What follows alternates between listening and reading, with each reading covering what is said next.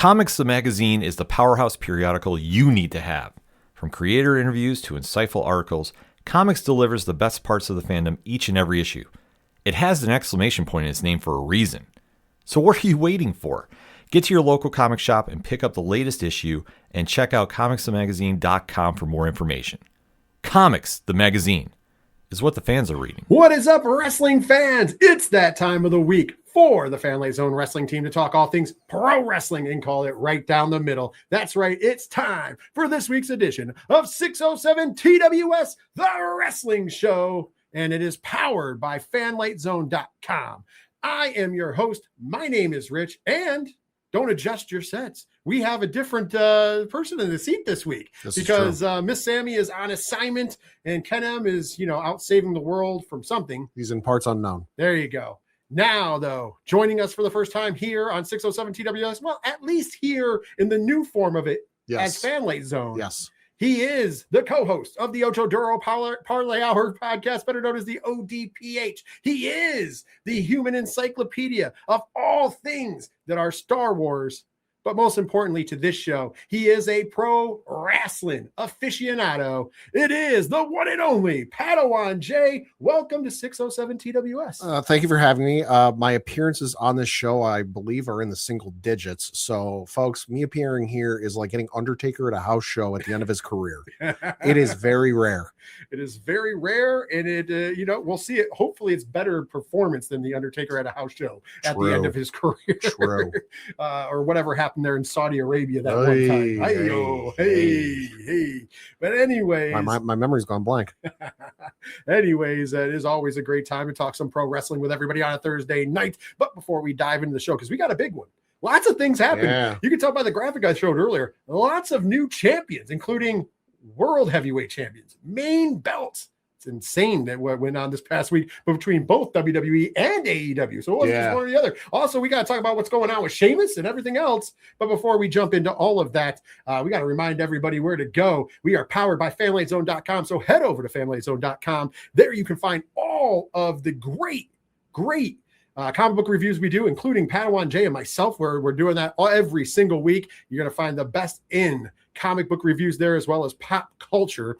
And also, while you're there, you can check out all of the wonderful links to all of our social medias. So you're going to make sure you want to follow us there, because there's video reviews and all sorts of content we post throughout the week there as well. Of course, also this show, when it's live, is on Twitch and X. So if you're joining us on there, make sure you're following us as well. But if you're watching us on YouTube, or if you're watching us on the other ones, make sure you get over to the YouTube at the end of the show, because you're going to want to make sure you smash that subscribe button, click the bell icon for notifications so you know whenever we go live or a new video gets posted. And of course, hit that thumbs up to help us conquer the algorithm. By the way, shout outs to the new people subscribing. We had a big week, because if you haven't seen it already, we have a great interview with the legendary Todd McFarlane. Yeah. That was, by the way, peek behind the curtain. I know we're talking wrestling. Peek behind the curtain, though. I'm still giddy about it. I can imagine. I don't know how I didn't fanboy out about it when it was happening. Oh, I know. In the moment. But I am still giddy about it. So I've experienced something similar. I know how it feels. It's very awesome. And I'm not just saying that because I was part of the interview. Check it out. He actually gave us a lot. I mean, I was very happy. I said this to everybody, and I'll make it public. Sometimes they tell you don't meet your heroes because they'll let you down. Never mind. Todd McFarlane not only lived up to everything, but surpassed it and then some. So make sure you check out that interview. And then also, if you happen to be at San Diego Comic-Con, go by and say hi to him. Yeah. Because he's phenomenal. Tell him we Fanlight Zone sent you. That's right.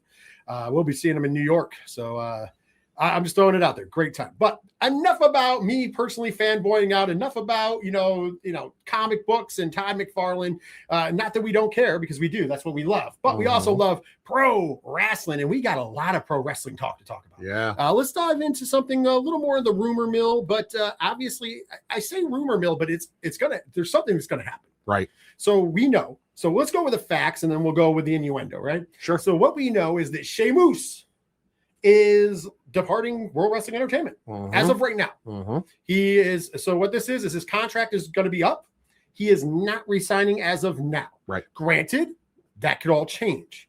But that is the facts. Yep. As of right now, when Sheamus's contract expires, which I do believe is by the end of this month, yep, he will no longer be employed by World Wrestling Entertainment in TKO.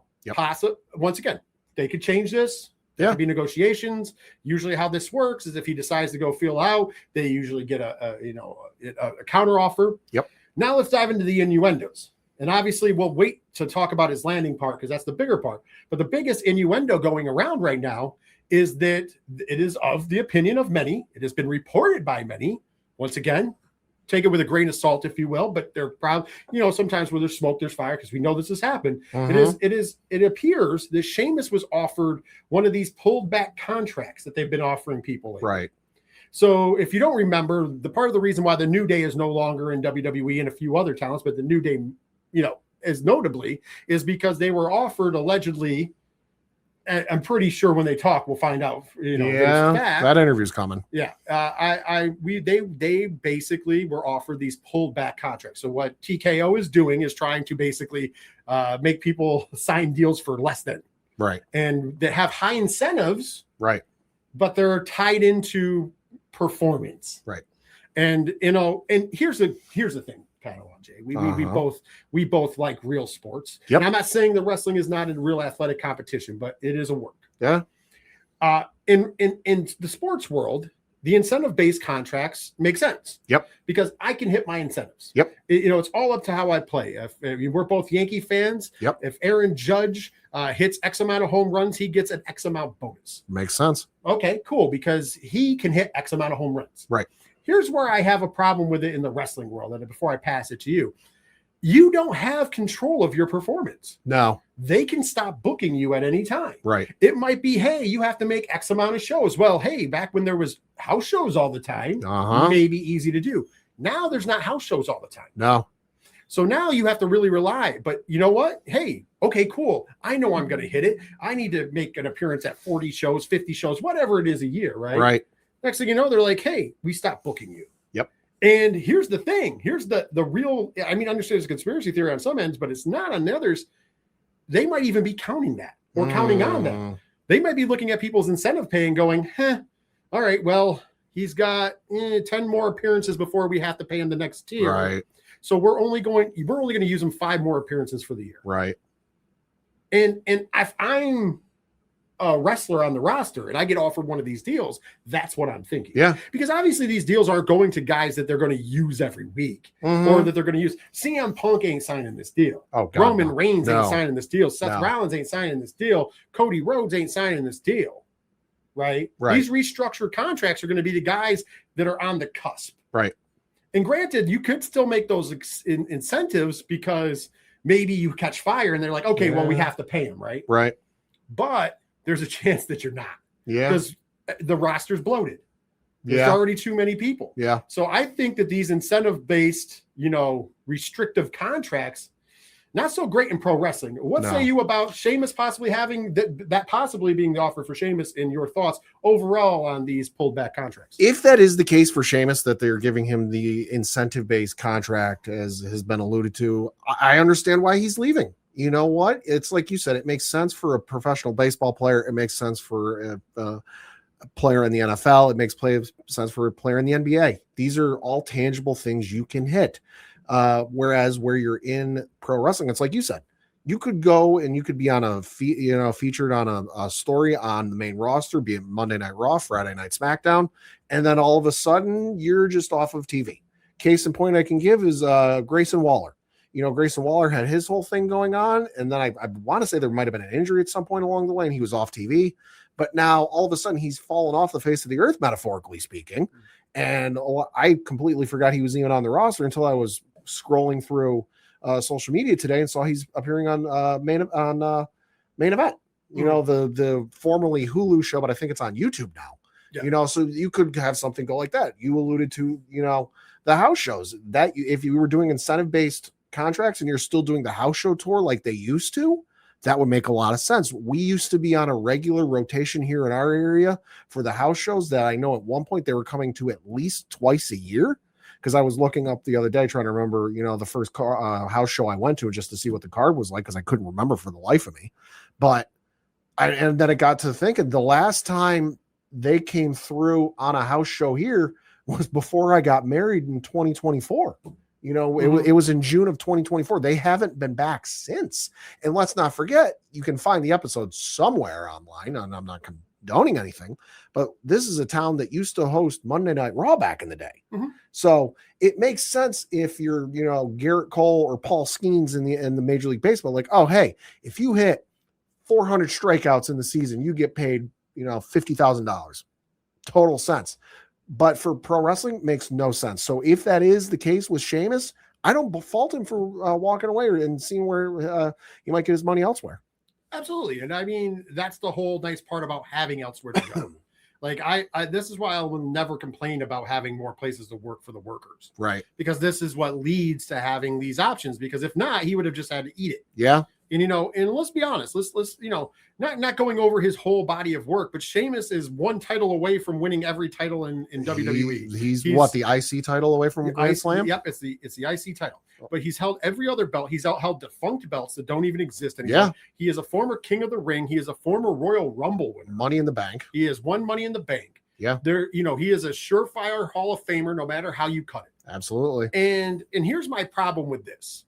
If he wants to scale back, and I'm not saying to give him the biggest contract of all time. Sure. You know, obviously, you know, he's aging up, and not saying he's too old, because there's guys who are doing it, and I think he's still doing it at a high level. But you know, but still don't disrespect the man and be like, hey, we're just going to kind of screw you over with this you know, very restricted contract. And if that's the case. And so he's doing the right thing, in my opinion, because once again, like I said, he's not completely out the door. No, because here's the thing. He can go out. He's going to go get offers. He's going to get offers. Oh, TNA Wrestling will be offering him money. AEW will be offering him money. I promise you that much. Oh, yeah. However, he's going to go back as a smart businessman and see if WWE is like, hey, I'm going to give you one last shot. Yep. Here's what they're offering me. Here's what match they're giving me. Match it. And, you know, and if I'm Tony Khan, I'm going to offer him, you know, because the pockets are deep. Yeah. And here's the thing. Tony Khan can start doing what WWE was doing to him for a while, knowing that they're doing these contracts. And I think he should start offering a little more. And I'm not saying that in a way that I want him to go broke, because I don't want him to go broke. But you can push the scales. But if you know what these restructured deals are looking like, if you know what they're looking like, and you can go, oh, let's see. What is outside of it? Just a little bit. Not too much to break the bank, but just enough to either force them to pay more than they want to, or let us have people. I would get to my revenge that way. Oh, absolutely. And I've given this credit to Tony Khan in recent months. Especially, he has become a lot better of a promoter and a lot better of a businessman over his time running. Right now, he's doing a really, really good job. So he understands these things, and I think that that's going to be a mistake for TKO going forward. I've said this before, and I've said it again. TKO is standing on the edge of a cliff, and they don't realize it yet. Or if they do, they're too dumb to do anything about it, because they're teetering. And in the houses are light. Yep. I brought it up last week. They were coming to Albany for SmackDown, Albany, New York, which is about 2 hours from where we live. I've been to shows there before. I've seen WWE there before. I've seen AEW there before. They were coming to the MVP arena, and I got a message about buy one, get one tickets. Oh, wow. You never got that from WWE before. No. They're doing buy one, get one in a wrestling town. Albany is a wrestling town. And Albany from us is only 2 hours away. Right. So that's easily driving distance. Right. And that's scary that they're doing in a wrestling town in New York. Yeah. They're literally doing buy one, get ones to try to fill the building. And mind you, it's because they've outpriced themselves in tickets. But now you're going to be doing stuff with talent. Now, granted, I just said it. Everybody's going to offer him. But let's be honest. The real landing spot, if WWE does not retain him, as AEW. But I gotta be a forewarning. We call it right down the middle, Pat. We call it right down the middle. And calling it right down the middle says this, because I know a lot of people are speculating. And then, you know, there was a lot of people who were like, oh, we don't need WWE rejects. And then the next minute we're like, oh, man, we're getting Sheamus. Right. They get excited. And once again, I'm fine with getting excited. Just don't say the first part. Right. You should never say that about not getting talent, because you should always want talent, especially talent that can put asses in the seats. Right. And Sheamus is one of those guys. Absolutely. The problem is that we're going to talk about later in the show.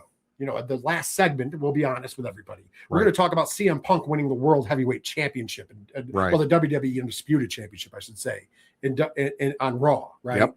And instantly, the only reason I'm bringing it up now is instantly, we saw the discourse online being like, oh, man, Sami Zayn, if he was in another company, and they mean AEW, they wouldn't have disrespected him like this with a 9-day title run. And I'm like, and this is no disrespect to AEW because I'm gonna defend them at the same time I say this. How can you say that's true?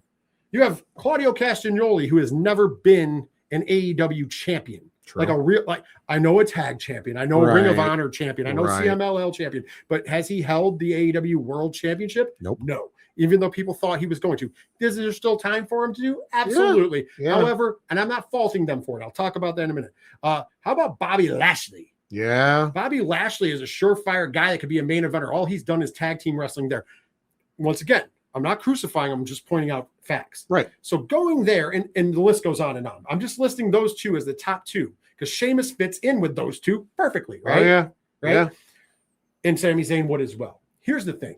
And this is like I said, the reason it's not disrespect is just like WWE, AEW has a bloated roster. We've talked about it many times. Yeah. And right now we're about to talk about in a minute, Kenny Omega becoming world champion. You have MJF in the main event scene. Will Ospreay and Kenny Omega are going to presumably main event Wembley unless Omega drops the belt between now and Wembley because there is a pay-per-view in between. Right. We have a lot of working parts and moving parts here. But you look at that top tier. You look at that main event scene in AEW and you go, where does a Sheamus fit in? And I'm not saying you can't make him fit. Right. I'm saying, but where does he fit in coming off? You already have a pretty top heavy, great, you have Swerve Strickland, you have Will Ospreay, Kenny Omega, MJF, you have, and not even names of Andrade's making his way to that top scene as he should, because right now he's doing some amazing work. You have a whole litany of guys that are right around that. You got Kyle Fletcher on the rise, right? Oh yeah. You got a lot of guys that are getting it done in that top scene. So to break into that top is hard. Now, mind you, they have a great mid card. Yeah. And I'm not saying that in a disrespectful way. So you're going to have bangers. Oh yeah. We can get the Bar return. You got Sheamus join the Death Riders and you got the Bar return. And that would help the tag team division because their tag team division has been really good. Don't get me wrong. Yeah. But think about it. The Bar added to the tag team division representing the Death Riders. Right. Good stuff right there. Yeah. You could then have that would build a feud eventually between the two. You have built-in feuds with a bunch of guys like Bobby Lashley and so on and so forth. And then you have all the new talent that you could just I'm thinking about guys like Mark Davis that Sheamus is going to have a war with. Oh yeah. Roosh, who works a little snug. All the guys who work that strong style, which there's no problem with that in my opinion because I love it. But Sheamus is going to have some bangers over there. Oh, absolutely. So as a wrestling fan, I am excited for the possibility of Sheamus to go to AEW. I think that would be the best landing spot for Sheamus. Yeah. Before I kick it to you. But I also want to tell the fans, be leery. Don't think that he's going to go over there and become world champion because you have a title picture. You have all the guys. And I forgot to even mention Hangman Page amongst others. You already have a really robust and great main event scene. Yeah. He's not going to just enter that scene. No. Even though he's a name. But there's so many cool things you can do with him that it's still worth it. Your thoughts? No, I agree 100%. I think if he'd have tried to make the jump over right after WrestleMania, what was it? The one in Hollywood, 39, where he had that triple threat with him, Drew McIntyre, and Gunther. If he'd have gone over right after then, easy slotting right into the main event. But not taking anything away from him, he's had some time since then, and not saying he's put on bad work, but what's the last memorable program you can say he was in? And again, nothing against him. It's how he was booked. It's, I'm not saying he can't wrestle a good match, but if you're going to have him go over there and you're going to have him in the main event picture, you've got to do a little bit of work. You've got to put in a little bit of time, a little bit of effort, and it's going to be some time, Could it work? I think so. But could you go in right now and have him legitimately contend for the main event picture and have folks believe it? I'm not 100% sure.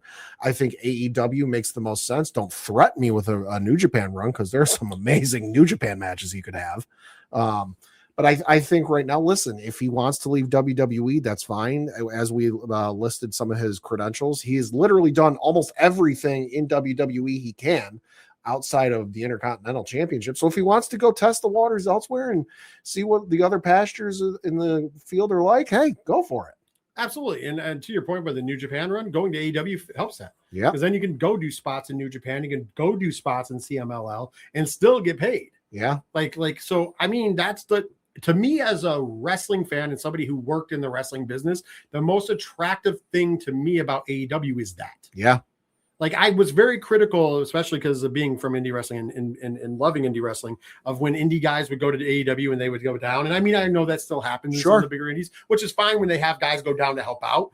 But I was always like, hey, if you're a big star on the indies, doing jobs on dark isn't really helping, right? No. And that's fine. And once again, no shot, no shade.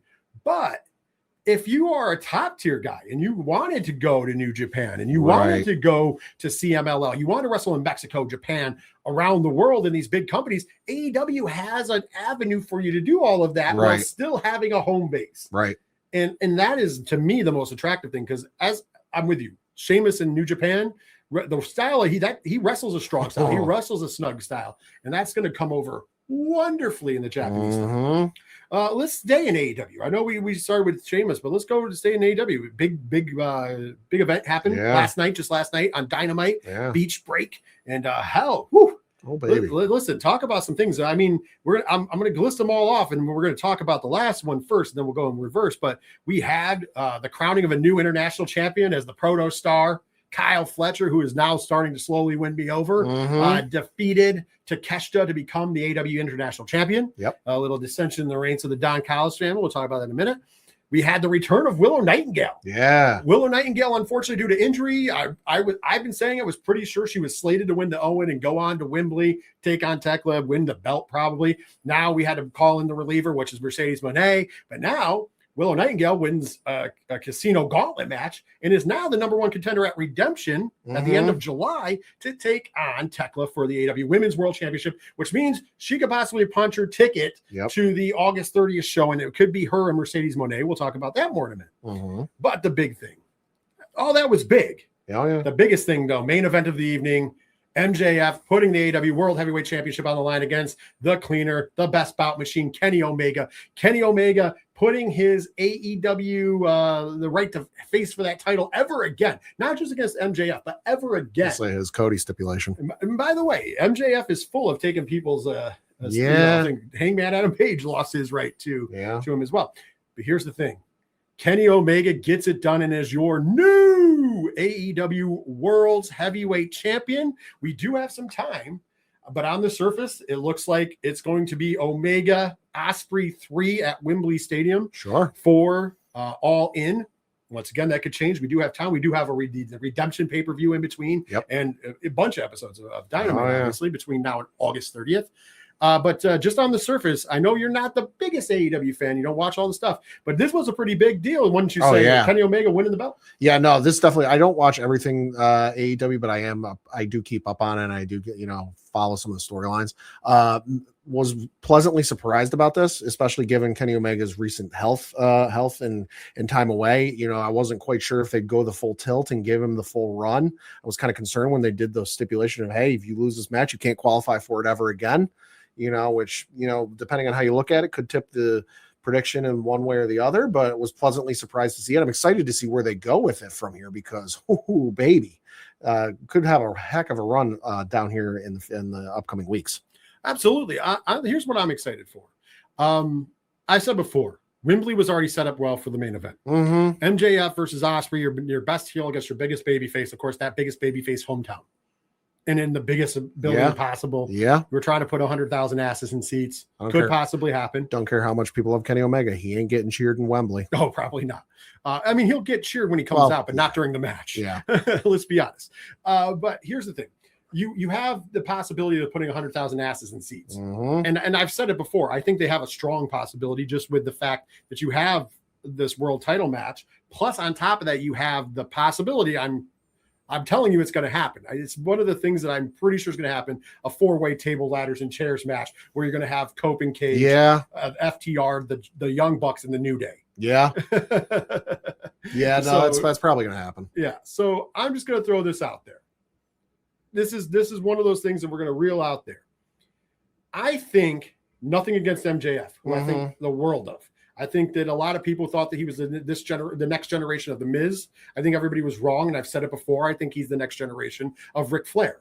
I think he is every bit as good as he is, and then that's not a shot at The Miz. I think The Miz is very talented, and I think The Miz does what he does very well. However, I think MJF is the complete total package as far as everything. He's got the look, the charisma, the skills on the mic, the skills in the ring. Agreed. He can work both babyface and heel, as we've seen. Agreed. Very well on both.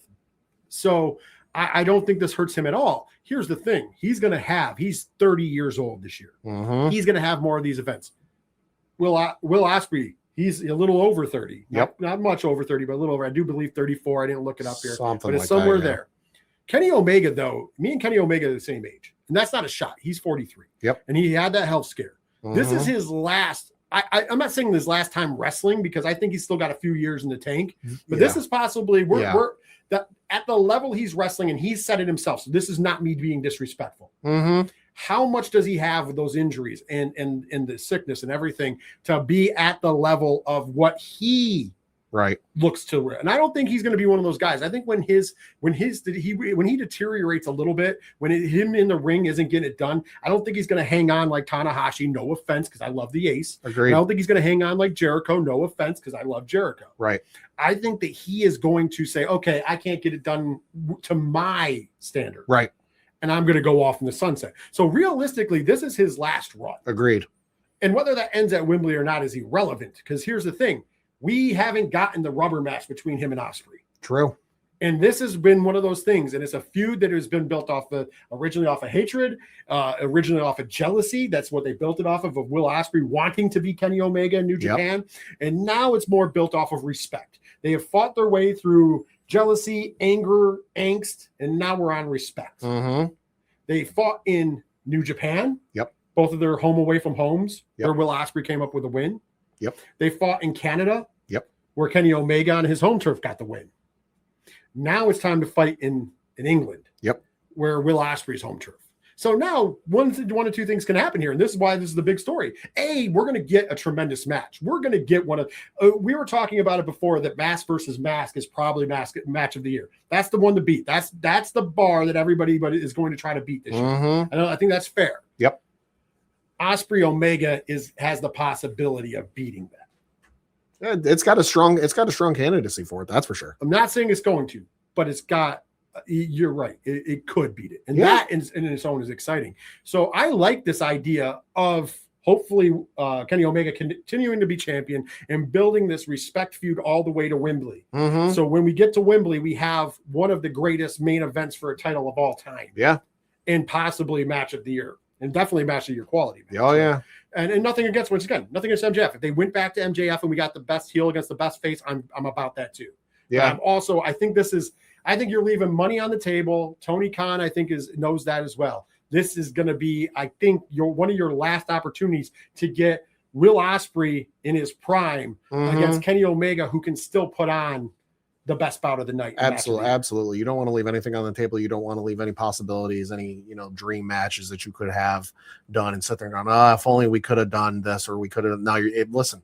This is Kenny Omega's last great run. I'm not saying he can't have more runs in the future, but let's face it, the mileage he's got behind him is greater than the mileage he's got ahead of him, just in terms of the pro wrestling mileage. So if you're going to make this your last great run, if I'm Kenny Omega, go for broke, baby. Mm-hmm. And like I said, I really think that he's going to be like AJ Styles. Yeah. And when it's not when he can't do it anymore. Right. It's going to be when I can't do it to my level anymore.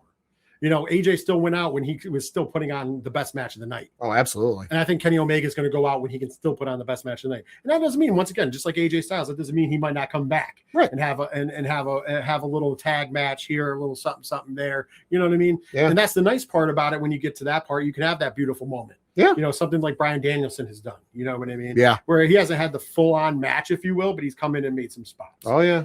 And that's a good place to be. And I think that that's a great place for Kenny Omega as well. But I'm super excited that we're possibly going to get Will Ospreay versus Kenny Omega at Wembley Stadium. You're possibly going to have 100,000 people there, 90,000 people. I guarantee there's at least 90,000. At least, especially given, the whole ticket thing and how expensive they are for WWE. If people are going to make a choice, they're going to go for the cheaper option.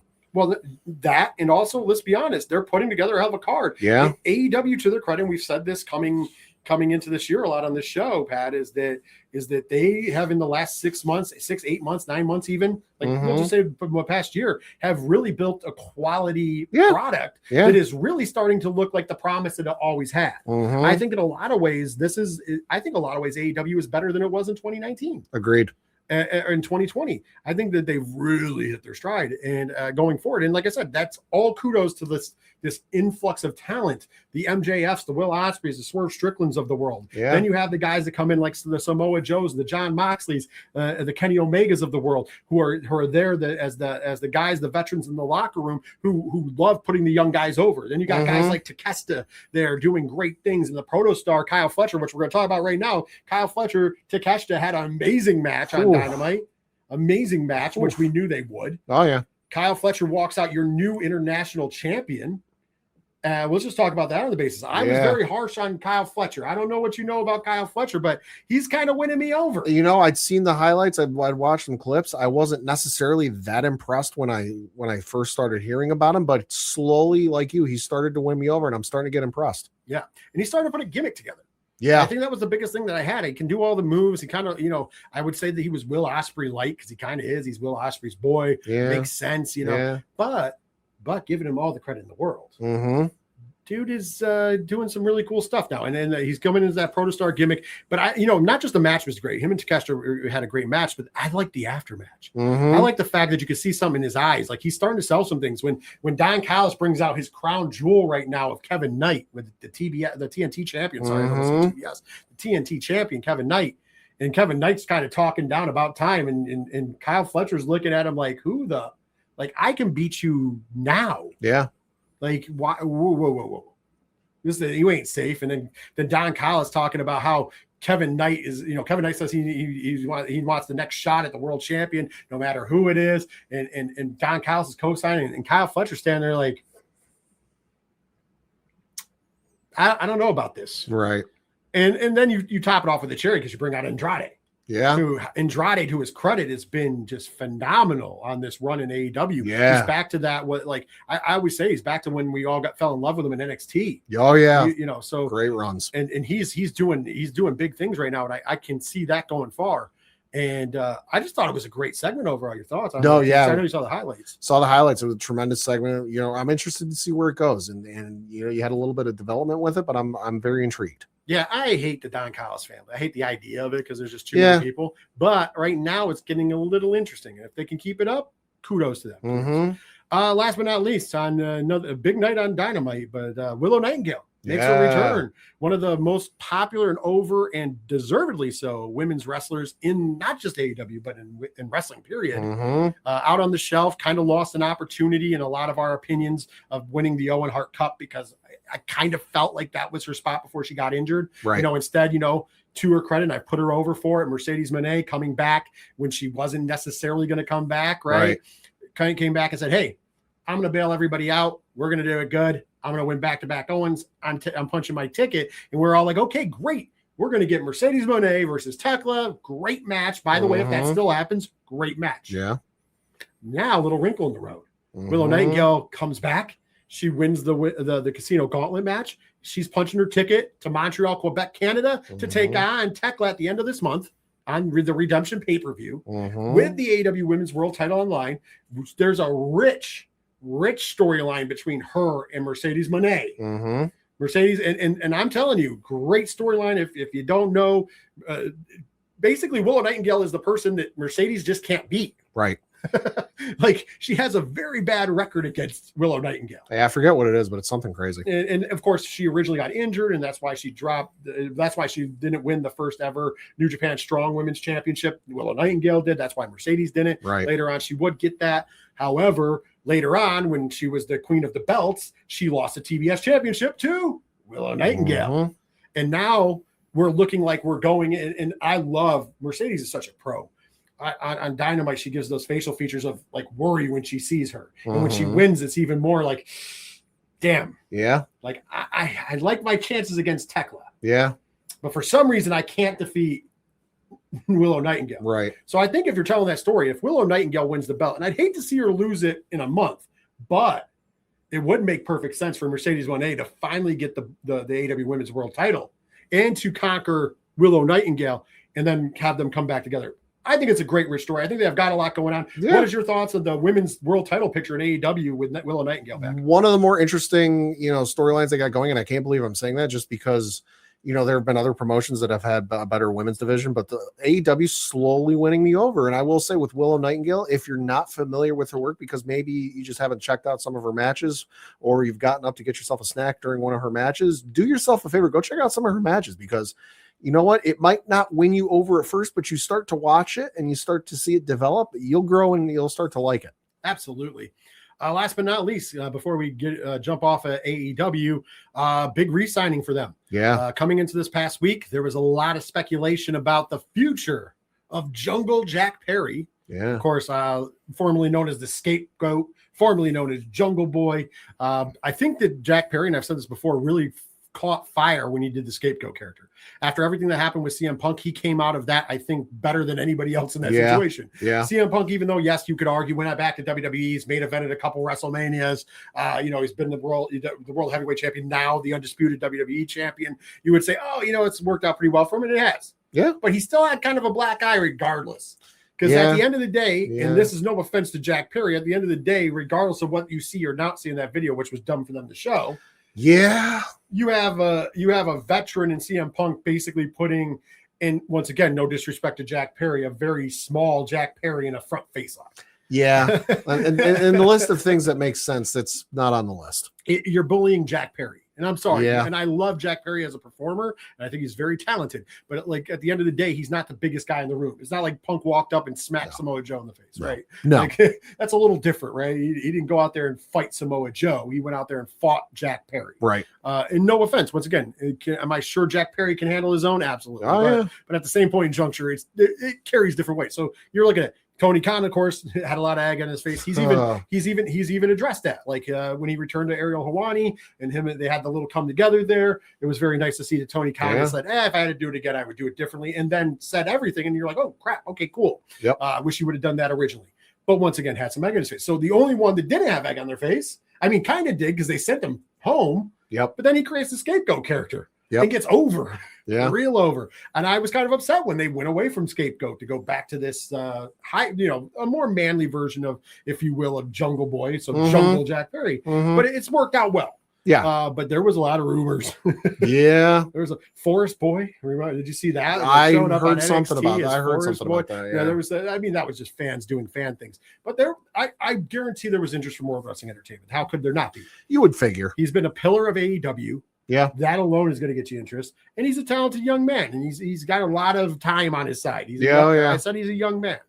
Yeah. So the fact that AEW was able to get back one of their pillars and not lose them to the evil empire, if you will, I think that was a good move for two reasons. I'm thinking that it shows business wise what we've been saying on this show, that AEW is more attractive than ever. Oh yeah. Like they literally are a home where people are going to start deciding to go, not just because people are offering big paychecks or any of that. Right. Literally, they're an option. That shows that, firstly. And secondly, I think for Jack Perry, he's where he needs to be. Look at his contemporaries. Look at the other pillars. The other pillars, depending upon who you want to put on that list. Right. Because, that's changed over time. But the pillars were originally MJF, Darby Allin, Jungle Boy Jack Perry, and Britt Baker. Britt Baker's MIA. Yeah. But she was an AEW Women's World Champion. Yeah. Then you have MJF, former 3-time world champion. Right. You have Darby Allin, former AEW World Heavyweight Champion. Jack Perry, if I'm looking at that list, I'm going, it's only a matter of time. Oh, absolutely. And I believe that in a good way. Yeah. It might not be this year. It might not be next year. But it's only a matter of time before he's the World Heavyweight Champion. And once again, that goes on the new list. If you're going by the new pillars, I would say on that list would be Orange Cassidy. Yeah. And I don't count, and everybody's going to be like, well, why don't you count Hangman or Swerve? Swerve's the franchise. Swerve is your franchise player. He doesn't need to be a pillar. He's the franchise. Yep. He's the guy. Hangman Adam Page is the guy. Yep. Will Ospreay is the guy. Like there's a difference there. Kenny Omega and John Moxley are the elder statesmen. So isn't Samoa Joe. Yep. But here's the thing. everybody fits their role. And a pillar to me is a young guy Mm-hmm. who is going to hold this company up going forward. Oh, yeah. You know, those guys, the we listed, Swerve and Hangman and Osprey and Omega and Joe and everybody else, they're that top tier foundation that those pillars hold up. So if those pillars are strong and they're getting the job done, they're the next up, firstly. And secondly, they're holding that up. Yep. And right now, everything's going well. So do you think this is a great or good or whatever business move by Jack Perry to stay with All Elite Wrestling, with all that being said? For Jack Perry, I think it was brilliant. And I think it was a great idea for him because let's face it, could he have gone over to WWE? Yes. But I think with the state WWE is in, be it Raw, SmackDown, even if they gave him a run on NXT, there's a lot of folks on those 3 shows that, listen, he's good. I like the talent in the ring, but I think he would get lost in the shuffle. That could he do it in a couple of years when maybe, you know, the crowd is thinned out a little bit and there's not as much bodies in the queue, in the line, so to speak? Absolutely. But right now, maybe not the best time. So for right now, he's in the best place he could be. It's kind of the same, but a little different for Sheamus to me. So Sheamus can go over there and he can fill a role. Once again, could be in a tag team again with Claudio, join the Death Riders. He'd be a perfect fit. Yeah. It would add to the tag team division. That's already the best tag team division in wrestling. Okay. You're going to add another great team there. Or even if he does singles, there's a lot of matchups. We talked about him earlier. And I think that keeps him, and you could always plug and play him. He could fight for the world title one month. Even if he doesn't win it, he could fight for it. Right? So that's perfect. The difference is that when Jack Perry wouldn't have that same star power going to WWE. No. Nothing against him. Now you have to unseat one of their pillars. And I understand we don't talk about pillars in WWE, but there is some right now. Yeah. There's some that are very big and very strong. If you ask me right now, because like I said, what do I think of pillars? I think of pillars as the strong mid-card guys that are going to be the main eventers. They're going to be the world champions. They can even peek into that main event and come back and forth, but they're there to hold up the card. They're there to hold up the main eventers. They're there to be the workhorses, if you will. Agreed. So if you go by that philosophy in WWE, you have Oba Femi. Oh, yeah. You have Trick Williams. Yep. You have Ethan Page, which is kind of, and you have Javon Evans. And I'm just talking about men. We're not doing, I think there's a whole separate list for women in both companies. Absolutely. But like when you're doing that list, and we already know Oba Femi's going to be a world champion probably by year's end. Yeah, I'd say so. Trick Willie will be a world champion, mark my words, by next year's end. At least. Ethan Page is probably going to be a world champion in the next couple years. Yeah. And Javon Evans, I wouldn't be surprised if he's not. They've been looking forever for the next Rey Mysterio with a mask. I don't think he needs a mask. No. He's going to be that next smaller wrestler who is so death-defying, you have to give him a main event slot. The number of times I see Javon Evans do a thing in a match that make me say, holy bleep, it's a lot. And the other one I think we need to mention too, Braun Breaker. Well, absolutely. Like I said, there's other guys. I was just going with 4 just because it's yeah. But Braun Breaker could be on that list. Logan Paul, as much as he's controversial, is on that list. And the list goes on and on. But here's my thing. When you bring Jack Perry over, as talented as he is, now you haven't been here. So now you have to unseat one of those guys. Yep. Good luck. Yeah. And I'm not saying he can't do it. It's just an uphill fight. You can stay in a company where you're already the pillar guy, where you're already on the cusp. You're the only one of the original pillars who hasn't been the world champion. We know it's going to happen. Or, and mind you, if he would have done this, it's respected too. Or you're going to have to go over the other side where you're, once again, both sides are bloated. Right. But at least over here, you have your spot that you've earned. Right. I'm not saying he was handed anything. Right. He earned it. Now you have to go over here and earn it again. Yeah. Now, granted, after he's been AEW World Champion, after this next contract, then you walk over there and it's a little easier. Absolutely. Ricky Saints is finally starting to hit his stride in WWE. Finally starting to hit his stride. You're going to have to hit that struggle like Ricky Saints did. Yeah. Because unfortunately for Ricky Saints, when he came over, as a big deal, and I still think Ricky Saints is super talented because he's, once again, checks all the boxes. Yeah. But unfortunately, he came over at the same time that Javon Evans, Trick Williams, Oba Femi, and Ethan Page took off. Yep. Those guys all took off. They were like, okay, we got Ricky Saints. Ricky Saints is great. He's going to be a guy. That's why we're bringing him in. And then they went, oh, these other guys, though. These other guys have stepped up. These other guys want it. And it's not that Ricky doesn't, but he just came over at the wrong time. Right. If he would have came over 6 months before, probably would be a different story, right? So, and I think that's the same thing with Jack Perry. If I'm looking at it right now, you're still going to be sitting behind those guys. Yeah. Not to mention the hungry talent in NXT. Yeah. You got guys like Mason Rook. You've got guys like Tony D. You got guys like Evil, right? And I refuse. I guess he's still. Listen, I don't blame you. But my point of the matter is you have these guys that are, and it's not that Jack's not hungry. I think he's very hungry. I don't want to be a takeaway. Agreed. But I understand. I would have stayed too. Plus, AEW's on the rise right now. Well, yeah, that's the thing too. Is, let's go down the hypothetical road. Okay, he goes to WWE. Okay, he goes to NXT. NXT, he would thrive because listen, the men's roster on NXT, good, but I think there's a spot for him. So what happens when he inevitably reaches the end of his run in NXT? Let's face it, the men's roster, even in the mid-card level on Monday Night Raw and Friday Night SmackDown, ain't going anywhere for a while. That I know the criticism for WWE for the last couple of years was, oh, they're on the older side. They're on the higher end of the wrestling scale when it comes to age, but that's come back down the other way now. Yeah, you still have your elder statesmen, you still have your Roman Reigns, you still have your Cody Rhodes, you still have your Seth Rollinses.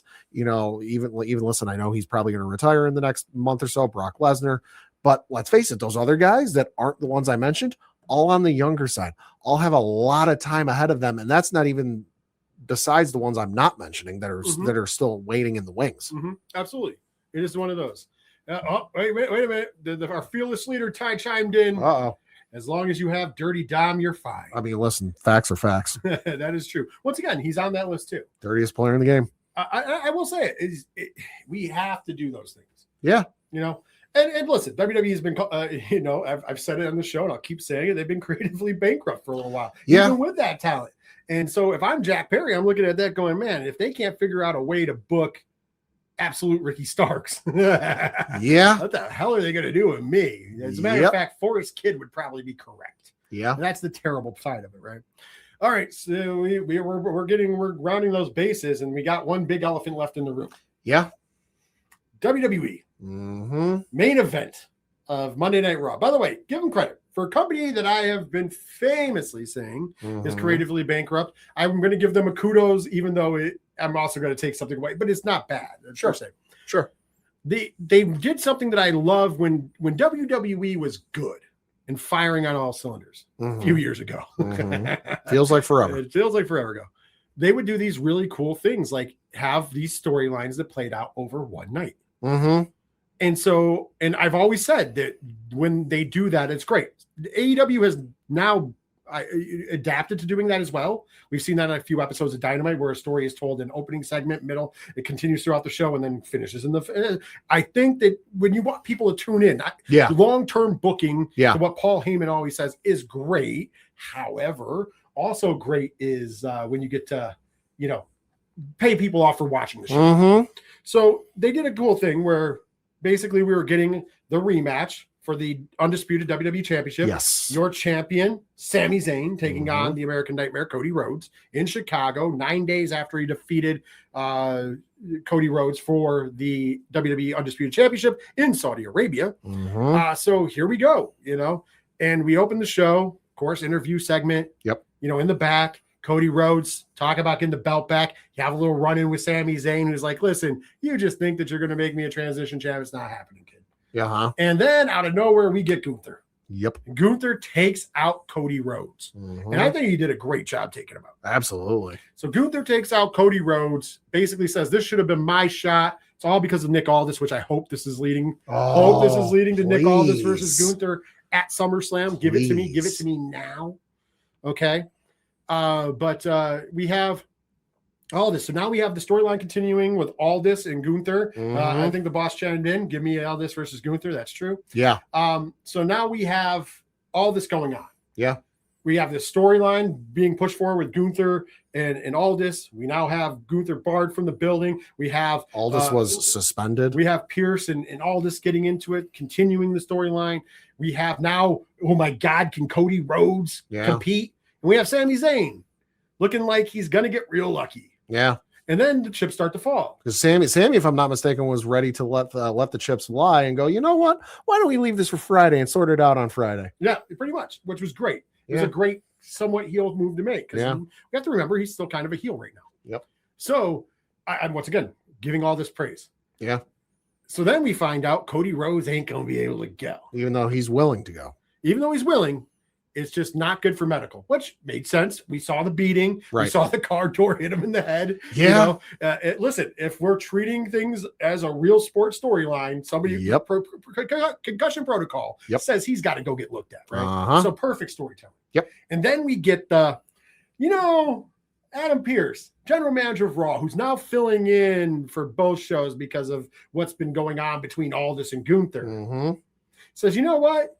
I'm still a Raw guy. I promised the WWE Undisputed Championship was going to be defended on the show. And I promised the crowd. Gosh damn it, it's going to be.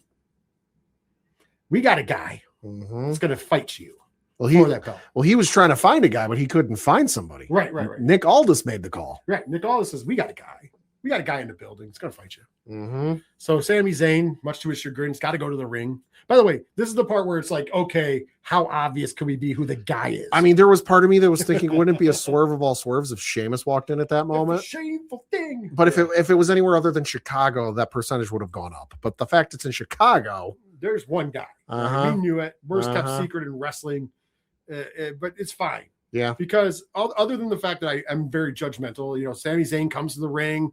The crowd is obviously at this point in juncture. They've been chanting CM Punk all night. I said as I was watching, if this is anyone but CM Punk, the crowd's going to riot. Oh yeah, that crowd was fever pitched. And by the way, you got the extended no music. Rollins came out at the start and was chanting CM Punk, and he's like, "All right, listen, get it out of your system." Yeah, get it out of your system.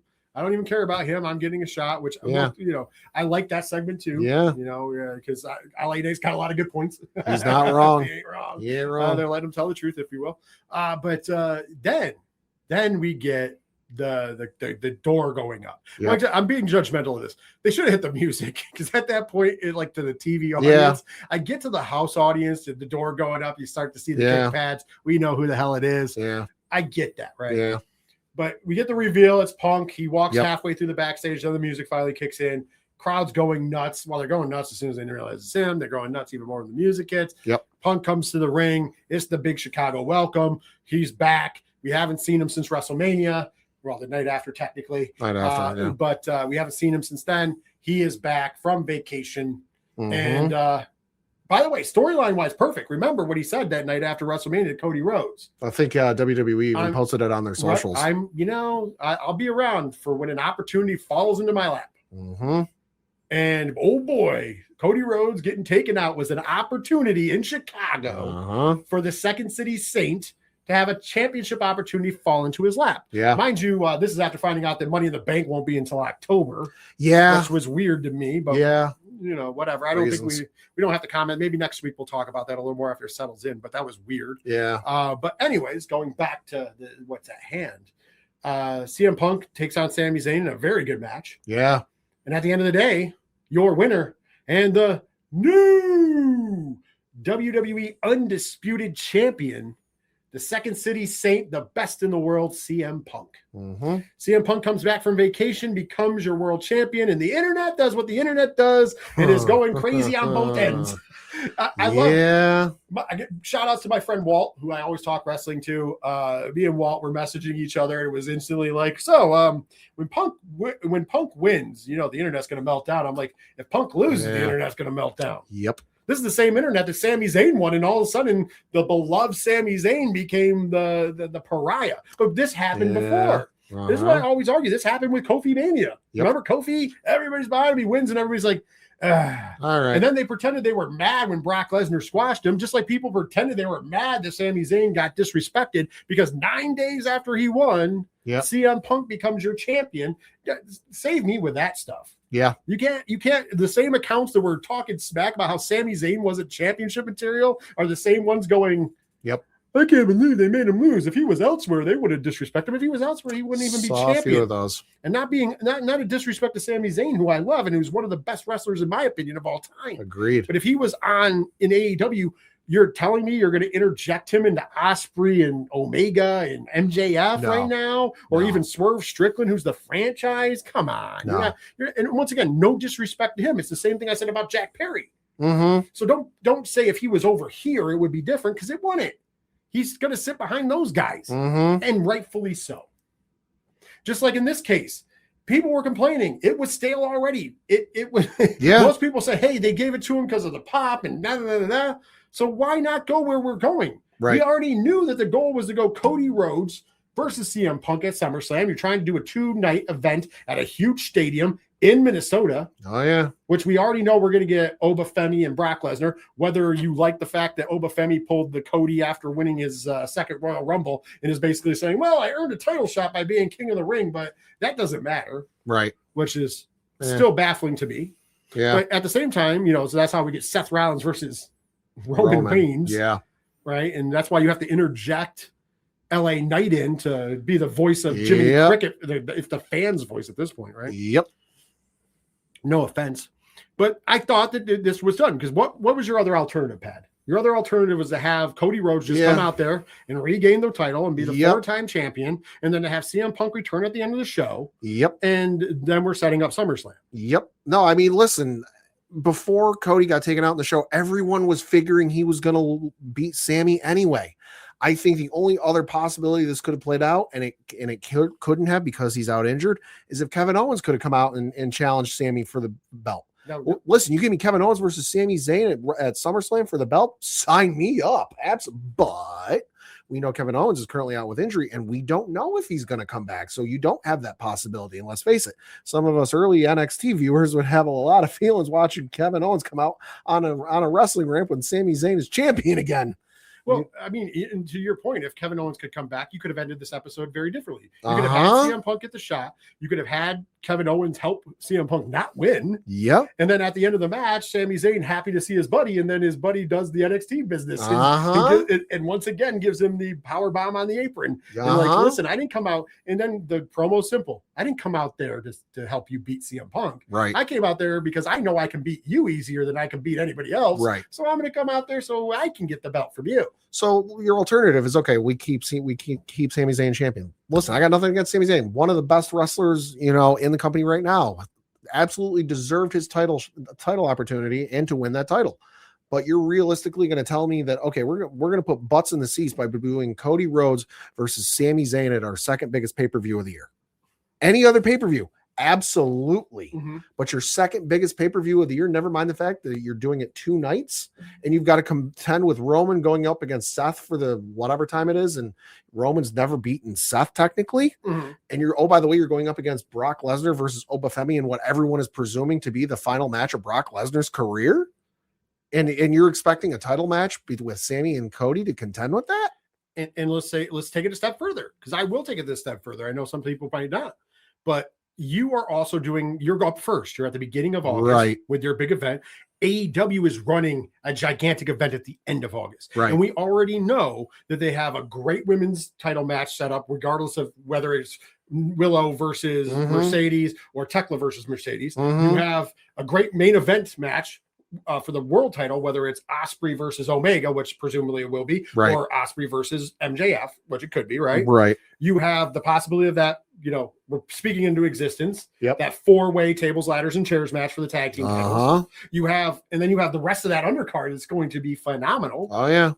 And so if I'm WWE, even though we're up first and it's at the beginning of the month, you have to go, we need to put on the best show. Load the deck. We have to load the deck because we need people to say, oh, SummerSlam was great. And that needs to carry us through, because then when they run their show, we need to hope that they fall on their face, which I don't think they're going to. And I don't think WWE's dumb enough to believe that either. No. But at least they have to put up the marquee to be like, okay, we got star after star. Yes. We got the Trick Willies of the world on the show. We got the Obafemi versus Brock Lesnar. We got the Roman versus Seth, which is the story, whether we're making fun of it or not. And then, hey, how do we top it? Yeah. We have the undisputed title on the line, CM Punk, Cody Rhodes. Yep. There's a lot of story there, and they're 2 of the biggest draws in the wrestling business. I do not blame them at all. And possibly, to the point of the Boss and Us, possibly Aldis and Gunther. Oh, listen, that's gonna be marquee. I listen for wrestling fans, for the Graps fans, if you will. That will be marquee. There's a lot of folks who aren't familiar with Nick Aldis's body of work, and they're gonna get familiar. Start looking up footage, folks. By the way, and it's a perfect match for him. Absolutely. His style and Gunther's style is so Absolutely. close. So both of them are catch wrestlers. Both of them are strong style. Uh-huh. It's going to be great. It's going to be real stiff. It's going to be great. So I hope that happens. So, but you know what? WWE, like I said, I think that in a smart booking decision, they made the right choice. Absolutely. You go with a hot hand. And they did it in an interesting way, which made me enjoy Raw more. Oh, yeah. Because we went from Cody Rhodes getting taken out to him being taken out of the match. And then, like I said, yes, I'm not a dumbass. You're not. Mm-hmm. We know that it's going to be CM Punk. Yep. But they played the cards right. Yep. They milked the crowd for what it was. We all knew it was coming. But guess what? We were all excited when it happened. Not like the fake reaction people. Mm-hmm. But we were still excited. Oh, yeah. As soon as I seen the kick pads, I went, oh, yeah. I'm waiting for it. I know it's going to happen. Oh, yeah. So it wasn't as great as when he returned at Survivor Series, because Survivor Series, I dropped my remote. We heard the rumor, and then we went, and then we saw them pulling the camera back. We saw the graphic, and we forgot Triple H. Forgot the Triple H rule. Forgot the Triple H rule for NXT, that it ain't over till the actual show goes to black. I know folks who turned that stream off. And I'm sitting there in the hotel. I was actually in a hotel room watching with George, and boom! All of a sudden we got. Bam! It hit, and everybody was like, I just went, yes! Wait a minute. We got, it would only have been better if he came out to AFI for one more night. Oh, please. We got to hold on to the AFI stuff. Because, like, you can't come out all the time to AFI. You just did it at WrestleMania. Yeah.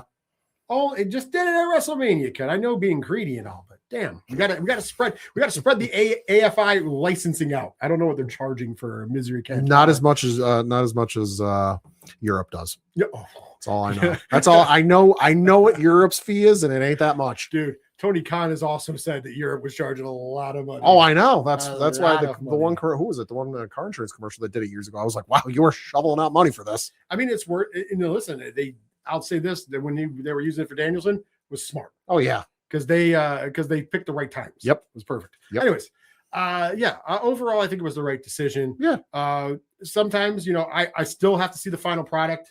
We still have some time. We got next week. We'll be talking about Saturday night's main event. Yep. Because that'll be going down to Madison Square Garden a week from Saturday. Danhausen will get a Stone Cold. Week. Is this Saturday or Sunday this time? I can't remember. It's one of the days. I want to say it's Sunday. I think it is. I think it's a Sunday one instead of Saturday. Yeah. I'm so used to calling it Saturday night's main event though. Yeah. But it's next week. Because I know there's a Conor McGregor fight this weekend, and nobody going near that thing.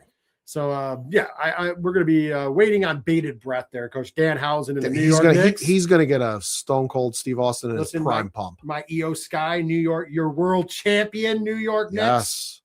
That's right. We'll be there in Danhausen's corner. At least Jalen Brunson. Possibly the whole team. Brunson will guaranteed be there. Brunson's guaranteed. Possibly the whole team outside that. But anyways, I digress. I think it was the right decision. Oh, agreed, 100%. And I love Sami Zayn.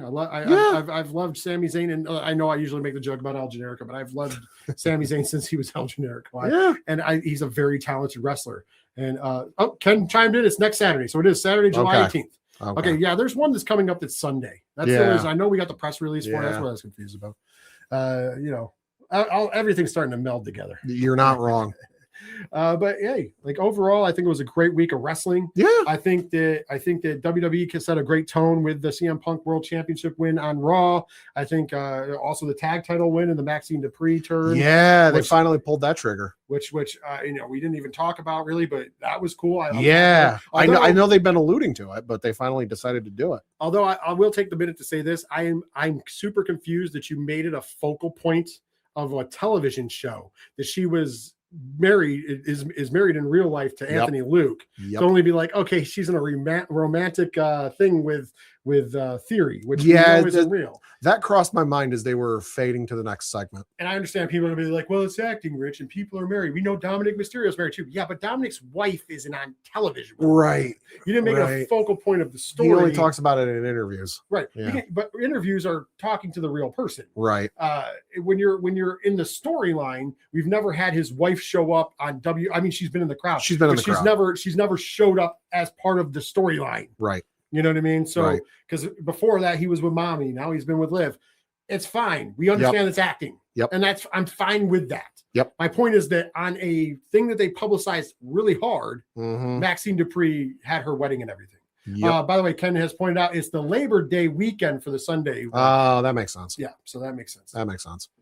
But yeah, I digress. But yeah, that I still did like the turn. Hopefully they do something good with Maxine Dupree because I'm a fan. I'm a fan of Oh, absolutely. She's getting better, definitely over time.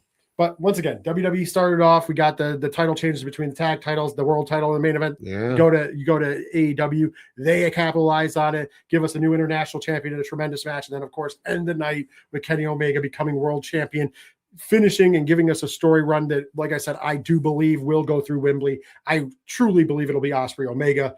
I think that's where the money is. Not that there's not money with MJF. If they do go back, I understand that, but I think if you really want, let's get that big match feel, that match of the year feel for the main event of Wembley. And I think that Wembley crowd is going to appreciate, not that they wouldn't appreciate MJF versus, but they've seen MJF in the main event there a couple times. Yeah. Let's get somebody else in the main event. I will say the thing with Sammy too is if you haven't seen the promo he cut after the match was over, and I think they were already in the dark segment match for that show, because I know it got posted super late the night after. If you haven't seen the promo Sammy cut that's on WWE socials, go watch that, because oh boy. Also look at the comments, because Big Jim put a little blood drop in there. So because we know we have to keep the bloodline's got to keep going on, baby. It's like the NWO. I keep saying. What inning are they in now? Are they in the 5th inning? I don't know. I mean, if you ask Paul Heyman, he's booking WrestleMania main event 2 years from now. We're 2 outs in the bottom of the 3rd. Oh my God! At this point in juncture, I'm sorry. I've said it before. I understand they don't have the membership roster, but bring in the reliever. I think it's time to get off that ride. Just throwing it out there. Just throwing it out there. The other channel is picking up steam, guys. You need to do something. You know, it's going to get to that point where it's going to be the Simpsons meme. You know, it's not fair. Yep. And I'm telling you, Wembley could be that turn. Unfortunately, that's why WWE. I think this was a smart move. WWE has to have a strong SummerSlam. Yeah, because you can't concede if SummerSlam does not go over well. You are really handing AEW a win, because Wembley's going to go over. Oh yeah, because it's like you've already said, Seth versus Roman. Brock versus Oba. We know Liv is facing Io Sky. And then you're looking at possibly Nick Aldis versus Gunther. That is already a strong start, and that's only 4 matches. And then we're guaranteed on Friday, or if not after, because Punk will be on SmackDown. Right. We're going to find out that it's going to be Punk versus Cody. So there's 5 matches on a 2-night card. That is already a strong start. Yeah. So I think that they have to. I think it's a good, solid business move. Yeah. No issues with From the land of creative bankruptcy. They're starting to try to. Maybe they're trying to come alive a little bit. They've seen those gate sales. That does certainly raise the eyebrows. Other than Danhausen, we're not selling much merch, brother. Yeah, that's true. God. Danhausen merch easier to get than Nick's championship merch. By the way, my Jalen Brunson jersey just shipped. Oh Lord! My championship patch jersey. I mean, I knew it was actually it's early. They told me the estimated was 7/16 from. Oh yeah, no, I've seen some stuff online of folks merch actually getting canceled. Mine didn't, thankfully. I was nervous. I did get the hat earlier than I thought. But I will say this: that site. If you didn't think Knicks fans existed, that site was I couldn't. I was talking to Ken on the phone and trying to order at the same time.